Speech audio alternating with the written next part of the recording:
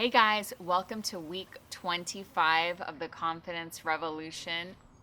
We're doing it. Today I want to answer another one of your questions, which I love. I just love getting these questions. So Mitchell's going to help and then I'll answer. Doubt is a very real thing. Was there any point in which the self-help books, advices, and motivational messages just weren't enough? Like, did you ever not see the end in sight? Talk to me about that.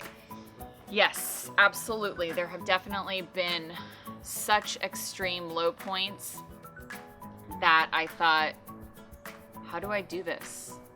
How do I get myself out of this hole? What is going on? So I have had the self-help seed. My dad planted that really early. So he started giving me self-help books when I was really young and probably too young to understand totally what they meant. But he was sowing seeds that would later grow into this. And now look at me. So I read Dale Carnegie books when I was really, really young. And so I had an idea about growth and self-improvement all along. But I think that there needs to be a marrying, almost a meshing, an Oreo cookie of cerebral and also faith.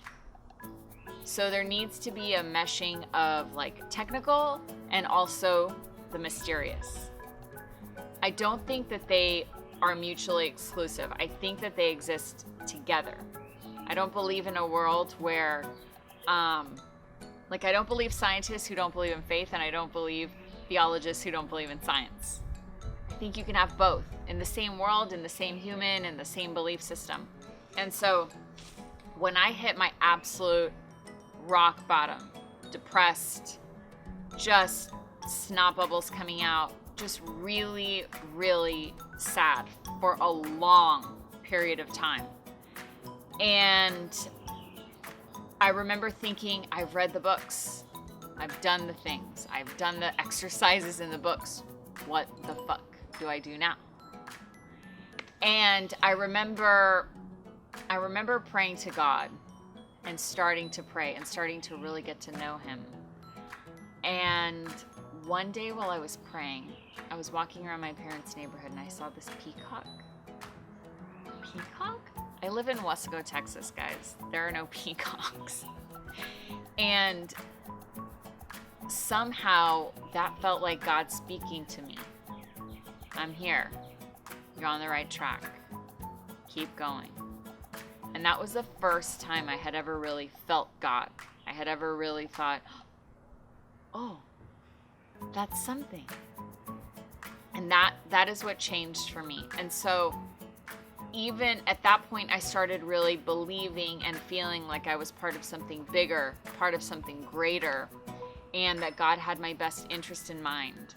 And I started to really honor people. Honoring people has been something that has changed my life. I really try to honor everybody. I don't do it well 100% of the time, but I really, really honestly try to honor the lady checking me out at Walgreens. I try to honor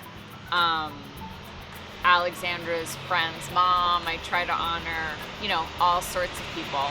Forgive me while we let this car pass. 1 second. School kids are getting home. So all that has helped me evolve. And so, yes, I absolutely had doubt. I absolutely felt like maybe there was going to be no end in sight. But it was at that time that I got I chose to be scooped up by God and taken that way, taken further. So I was only able to take myself, the nuts and bolts of my brain were only able to take me so far until I needed to hitch a ride on the God train. Does that make sense? So it doesn't mean I still don't have hard times. It doesn't mean I still don't have doubt. I think that this is a constant effort. We're constantly, it's like stew, right? You constantly put something in, you put a little of this, you put a little of that, it's melding all together, it's making it better. And so that's what my life is like. It's just a constant effort. Like I'm just putting in a little bit every day, a little bit every day. And so it never feels overwhelming. I never feel like I'm making stew from scratch every day because I just build. and build and build. And so doubt still comes. And I think doubt may always come. And I think that that's okay. I think that's something that I have learned to live with. But in those moments, I really try to seek something beyond. Seek God. Say, please help me understand. Say, I actually pray this. I pray for the courage and strength to be honest with myself and with others. I pray that I have the strength to understand that this is for my better good. Just please help me see the way. So doubt comes, guys.